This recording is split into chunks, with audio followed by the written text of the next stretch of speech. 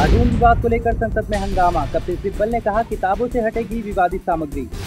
America में जवाबदेही bill पेश। आतंकी हमले में मौत पर कटेगी पाक की मदद राशि। अन्न की बर्बादी पर राज्यसभा में विपक्ष ने सरकार को घेरा। अखिलेश यादव सहित 10 विधायकों ने ली विधान परिषद की शपथ।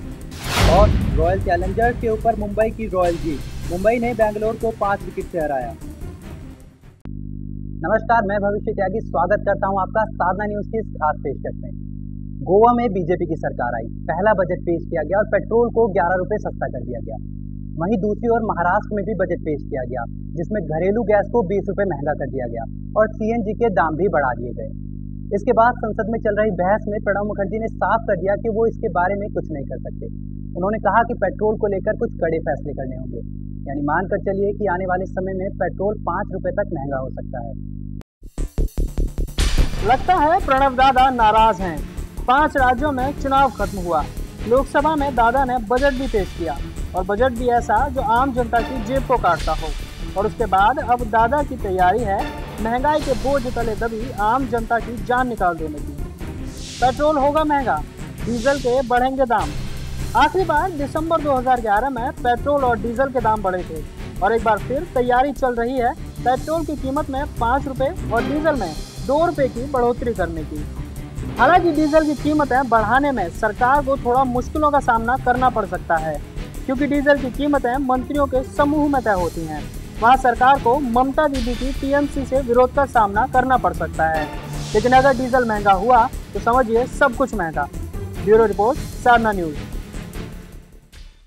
एक बार फिर पेट्रोल कंपनियां सरकारी सब्सिडी समय पर ना मिलने और डॉलर के मुकाबले रुपए की घटती कीमत का बहाना लेकर सरकार पर दबाव बना रही है कि पेट्रोल की कीमत को 5 रुपये बढ़ाने की मंजूरी दी जाए। अगर सूत्रों की माने तो सरकार ने इसका मन भी बना लिया है। लगता है प्रणब दा को आम जनता से ज्यादा पेट्रोल कंपनियों के घाटे की चिंता है।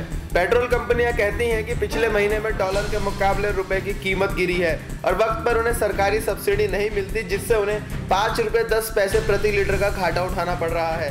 दावा यह भी है कि दिसंबर से लेकर अब तक पेट्रोल कंपनियां 1000 करोड़ से ज्यादा का नुकसान उठा चुकी हैं और सूत्रों के मुताबिक दादा पेट्रोल कंपनियों की सुनने को राजी हो गए हैं और आने वाले समय में पेट्रोल पर 5 रुपये प्रति लीटर का बोझ जनता पर डालने जा रहे हैं।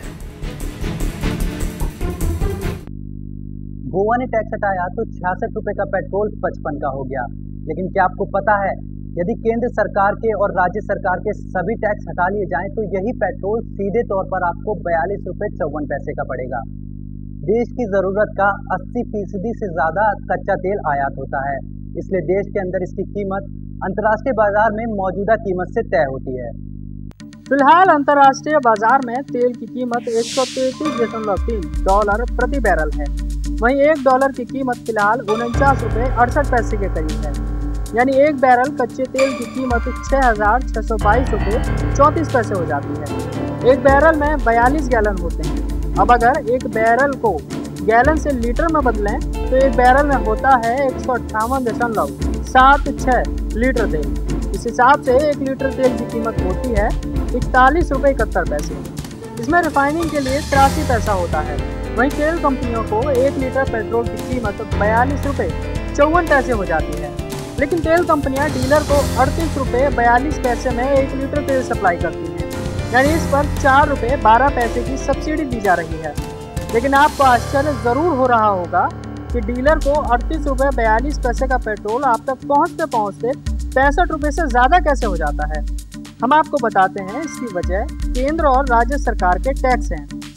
दरअसल सरकार पेट्रोलियम उत्पादों पर तरह तरह के टैक्स लगाती है, जैसे custom duty, excise duty, special excise duty, sale tax, राज्यों में लगने वाले सेस और वैट। दिल्ली में 1 लीटर पेट्रोल पर एक्साइज ड्यूटी 14 रुपये 68 पैसे लगता है। इसमें 3% की दर से एजुकेशन सेस भी शामिल है। वहीं 1 लीटर पेट्रोल पर डीलर को 1.5 रुपये का कमीशन दिया जाता है। इसके अलावा राज्य में पेट्रोल पर वैट लगाया जाता है। दिल्ली में 1 लीटर पेट्रोल पर 10 रुपये 96 पैसे वैट लगाया जाता है। इस सब के बाद दिल्ली में आपको 1 लीटर पेट्रोल 65 रुपये 64 पैसे में मिलता है। ब्यूरो रिपोर्ट, साधना न्यूज। साफ है कि पेट्रोल प्रोडक्ट्स की कीमत को पूरी तरह बाजार के हवाले करने के बजाय अगर सरकार टैक्स दर में थोड़ी कमी कर ले तो पेट्रोल आवाम को भी सस्ता मिलेगा और इन्फ्लेशन का खतरा भी नहीं रहेगा। खैर, आज की इस खास पेशकश में फिलहाल इतना ही। नमस्कार।